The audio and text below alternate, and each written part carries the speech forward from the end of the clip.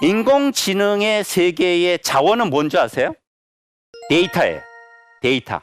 데이터가 없이는 인공지능은 작동하지를 않아요.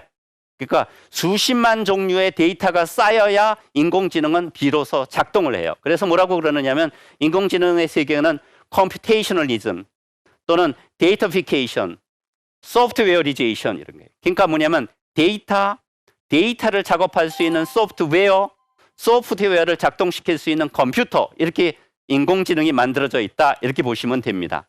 그래서 데이터는 컴퓨터 세계의 자원이에요. 여러분들의 눈동자, 지나가는 사람들의 눈동자를 갖다가 만약에 데이터를 갖다가 축적이 된다면 어떤 여성은 특정한 남성들에 대해서만 자꾸 눈이 돌아가. 아, 당신이 좋아하는 남성형은 이러한 남자입니다. 그 추천이 들어와요.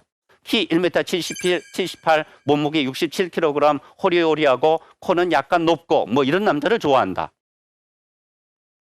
끔찍한가요? 예, 이런 거예요. 그러니까 모든 것이 데이터예요. 그러니까 오늘날 이 데이터가 어떻게 쌓이느냐. 여러분들 많이 뭐예요?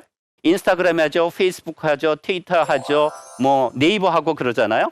제가 여러분들에게 보여드리는 이 소프트웨어는 클라우드라는 웹사이트인데요.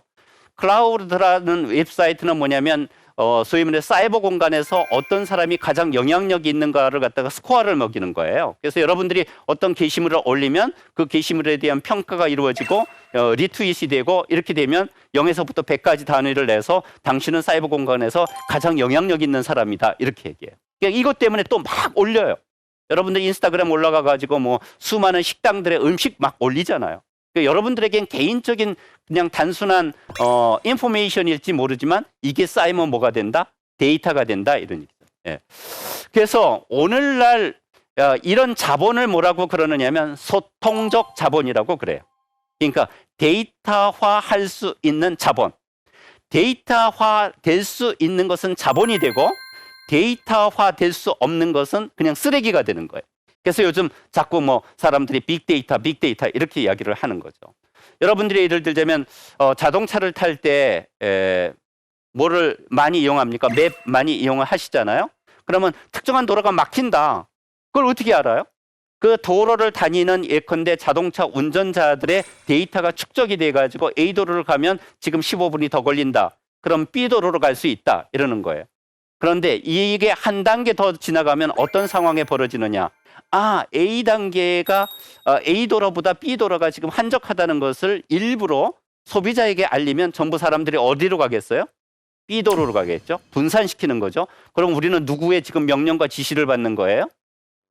컴퓨터의 지시를 받는 거예요. 그래서 저는 맵을 이용 안 해요. 예, 그냥 제가 가고 싶은 대로 가요. 예. 이 친구는 정말 대단한 친구인데요. 이 사람이 닉 달루지오라는 영국 학생인데 17살 때에 썸이라는 프로그램 하나 만들어 가지고 저걸 팔아 가지고 얼마를 벌었느냐? 300억을 벌었습니다. 17살에. 예. 그러면 이제 여러분들 다 이제 공부 그만하고 오늘부터 나가서 이제 프로그램 개발해야 되겠다, 이렇게 생각하실지 모르겠지만 얼마나 독특하느냐 하면 텍스트의 핵심 개념을 인식해 가지고 여러분들이 20페이지의 텍스트를 읽건 200페이지의 텍스트를 읽건 간에 관계가 없이 순식간에 400자로 요약해주는 앱이에요. 예. 그러니까 이 앱 깔으면 있잖아요. 대학 때 다니면서 선생님들이 내시는 숙제 손쉽게 할 수 있어요. 그렇죠? 그렇게 생각하시겠죠? 그런데 그걸 걸러내는 앱이 또 있어요. 표절을 걸러내는 앱이 있거든요. 그러니까 참 이게 오늘날 모든 것이 뭐냐면 전부 데이터화 된다는 거예요. 전부 데이터화가 되고 여러분이 읽는 책도 그렇다는 거죠.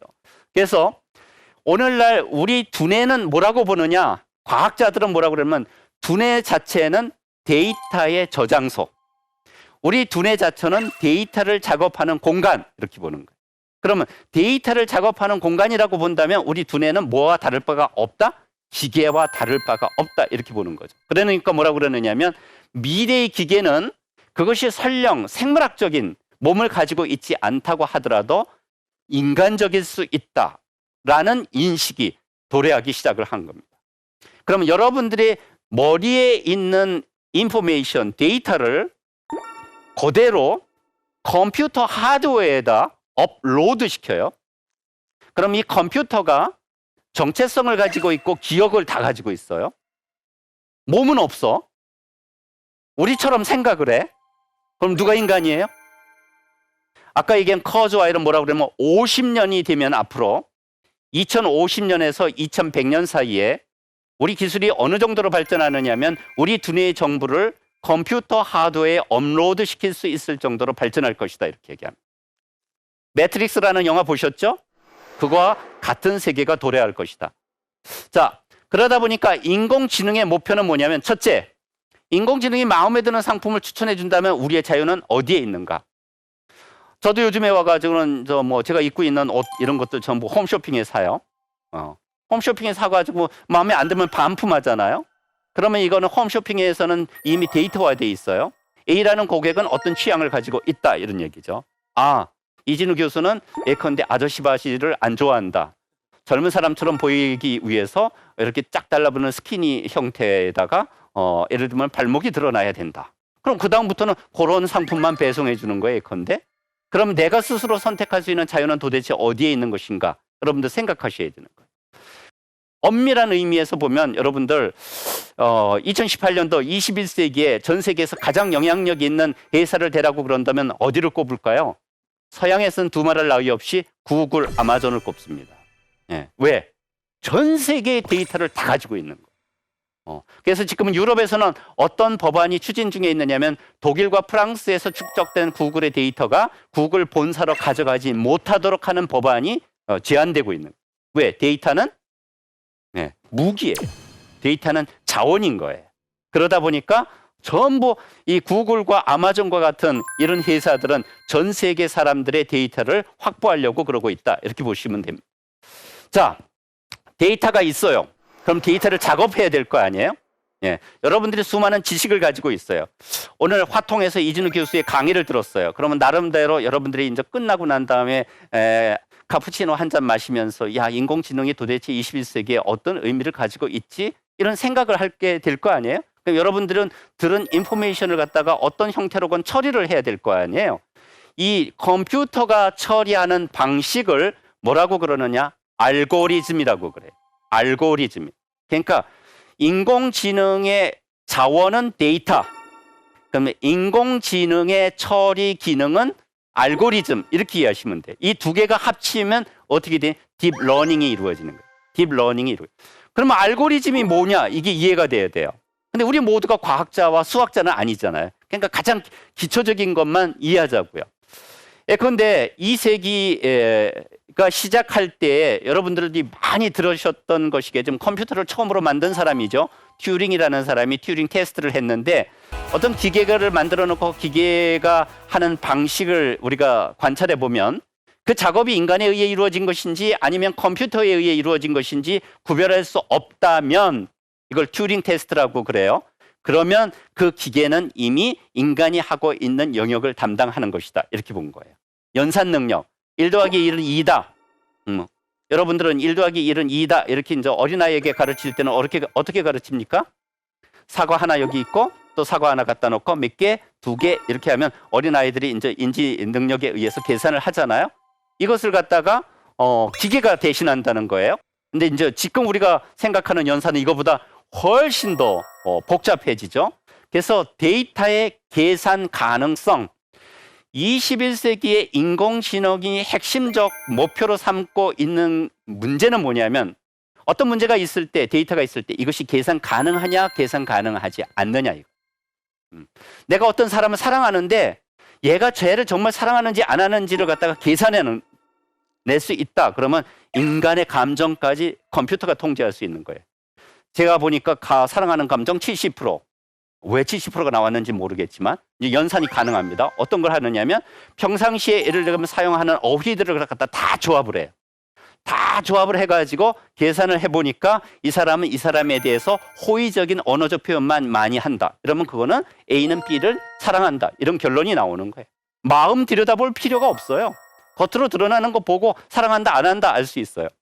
최근에 아마존이 개발한 AI 인공지능 비서 알렉사가 뭐라고 그러느냐면 사람들이 이제 이게 비서니까 휴대폰 갖다 놓고 이렇게 이야기를 하잖아요. 야, 알렉사야, 오늘 나 기분이 좀 안 좋아. 그러면 이제 알렉사가 왜 기분이 안 좋으세요? 회사에서 나쁜 일이 있었어요? 이렇게 대답이 나와요, 여러분들. 스마트폰에서. 수많은 언어들, 표현들이 이미 데이터상으로 입력되어 있는 거예요. 그리고 그러다 보니까 많은 사람들이, 고객들이 알렉사와 시리와 같은 인공지능 비서를 여성으로 대한다는 것이 느껴졌어요. 그래서 이 두 프로그램은 스스로를 뭐라고 인식하는 줄 아세요? 나는 여성이다, 이렇게 생각해요. 나는 여성이기 때문에 뭐라고 그러냐면 여성에게 젠더, 섹슈얼리티 이런 것들을 갖다가 침해하는 언어는 부정적이다, 이렇게 되는 거예요. 이게 컴퓨터예요. 그래서 문제 해결의 기술적 과정을 어떻게 하면 해결할 것인가를 수학적 공식으로 서술한 규칙을 알고리즘이라고 하고, 알고리즘 프로그램을 적용을 하면 그 규칙에 따라서 모든 데이터들이 자동적으로 처리되는 것. 그것이 알고리즘에 의한 딥 러닝이라는 거죠.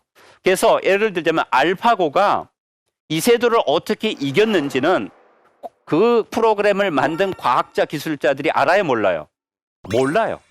과학자 기술자들이 몰라요. 이 프로그램 자체가 딥러닝에 의해서 자체적으로 알고리즘화 한 거예요. 자, 이런 식으로 생각해 보면 어느 순간이 가면 과학자 기술자들이 인공지능을 만들었는데 오히려 거꾸로 인공지능에 의해서 지배되고 통제받을 수도 있지 않을까? 이런 생각이 가능해집니다.